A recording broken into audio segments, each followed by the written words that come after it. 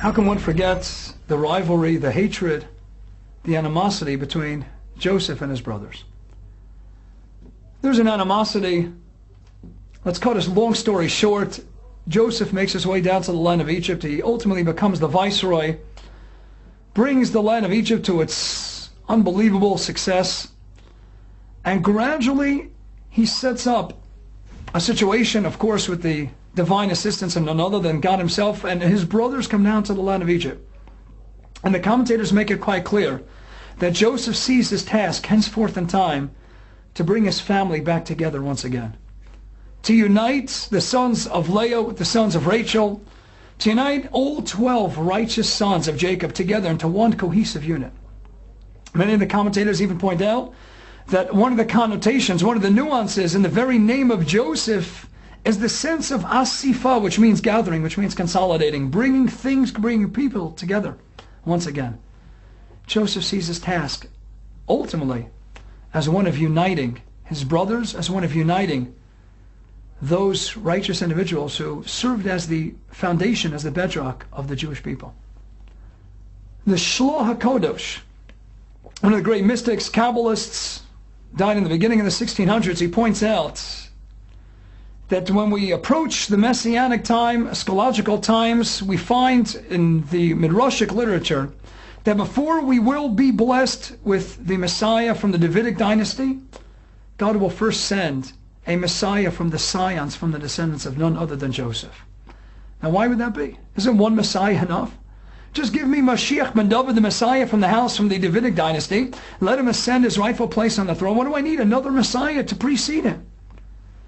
And Rabbi Yeshai Horowitz, the author of the Shloh, this wonderful mystic, he points out, because God is telling us that in order to be worthy of the sovereignty of the ultimate Messiah, first the Jews need to come together, need to be brought together.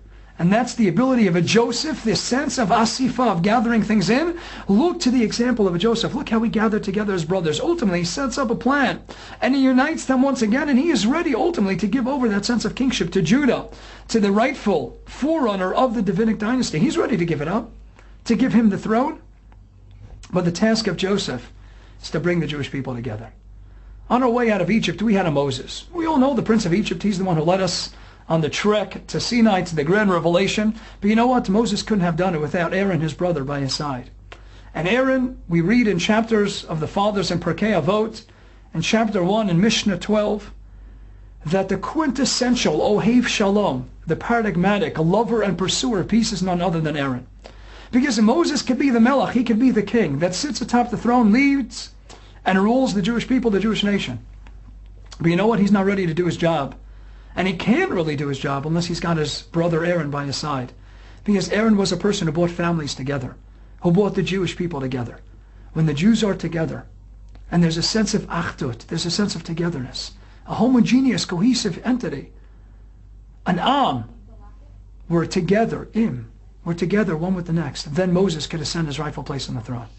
When we have a Messiah from the descendants of Joseph, and he succeeds in bringing the Jewish people together, and we taste the beauty and the sweetness of what it is to have all the Jews united once again, that we're really all part of one originating soul. We're one unit, we're one body. Then and only then can we be worthy of receiving the Davidic dynasty once more. Let's get together. Let's taste the sweetness of what it means to love our neighbor, our fellow Jews. Let's unite with the Jewish people. Let's bring them together. Then and only then can we really expect the Messiah from the house of David to come and sit atop his rightful place in the throne.